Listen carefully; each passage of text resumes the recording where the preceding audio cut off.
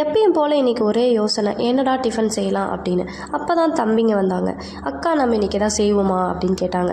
நல்லதாக போச்சுடா, இவ்வளோ நேரம் ஒரே யோசனைடா என்ன செய்யலான்னு. நீங்களே வந்துட்டீங்க, வாங்க செய்வோம். நீங்கள் சப்பாத்தி செய்யுங்க, நான் குருமா வச்சிட்றேன் அப்படின்னு செய்ய ஆரம்பிச்சாச்சு. இன்றைக்கி நான் எம்டி சால்னா தான் செய்ய போகிறேன். அதுக்கு முந்திரி, சோம்பு, வெங்காயம், தேங்காய் இதை தனியாக அரைச்சி எடுத்து வச்சுக்கிட்டேன். குக்கரில் கொஞ்சம் நிறையாவே எண்ணெய் சேர்த்துக்கிட்டேன். அது கூட பட்டை, கிராம்பு எல்லாம் போட்டுட்டு வெங்காயம் ஒரு 4 வெங்காயத்தை சேர்த்துக்கிட்டேன். நான் வெங்காயம் நல்லா வணங்கினதுக்கு அப்புறமேட்டு அதில் இஞ்சி பூண்டு பேஸ்ட்டு சேர்த்துக்கிட்டேன். இன்றைக்கி நான் எம்டி சால்னா செய்கிறேன் அப்படின்றனால வெங்காயம் நிறையா இருந்தால் நல்லாயிருக்கும் அப்படின்றனால சேர்த்துக்கிட்டேன். தக்காளி ஒரு 2 தக்காளி சேர்த்துட்டு வணக்கி விட்டு கொத்தமல்லியும் புதினாவும் சேர்த்துக்கிட்டேன். எம்டி சால்னாக்கு புதினா போட்டால் ரொம்ப நல்லாயிருக்கும், அதனால சேர்த்துக்கிட்டேன்.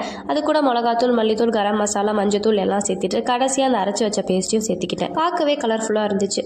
அதில் கொஞ்சம் தண்ணியும் சேர்த்து கொத்தமல்லி புதினா சேர்த்து 1 ஸ்பூன் நெய் சேர்த்து மூடி வச்சாச்சு. குக்கரில் 2 விசில் விட்டு இறக்கியாச்சு. நல்லா டேஸ்டியான குருமா ரெடி ஆயிடுச்சு. தம்பிங்களும் சப்பாத்தி போட்டு எடுத்துட்டு வந்துட்டாங்க. எல்லாரும் ஒன்றா பால்கனியில் உட்காந்து சாப்பிட்டு முடிச்சாச்சு.